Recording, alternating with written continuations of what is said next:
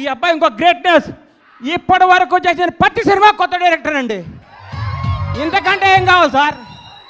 ఒక్క సినిమా ఇట్టు కొడితే లోకేష్ కనకరాజుని తీసుకురా, ఎస్ఎస్ రాజమౌళిని తీసుకురా, సుకుమార్ని తీసుకురా, అనిల్ రావుపూడిని తీసుకురా, ఇంకెవరిని తీసుకొస్తావనే ఈ రోజుల్లో కొత్త కొత్త మట్టిలో మాణిక్యాలు నేర్కొని నిలబెడుతున్నాడు. చూడండి, hats off to Kiran Abbavaram.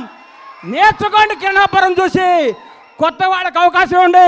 మీకు కొత్త వాళ్ళ అవకాశం ఇవ్వకపోతే మీరు ఇండస్ట్రీకి వచ్చేవాళ్ళ? మీరు ఒకరోజు కొత్త వాళ్ళే కదా.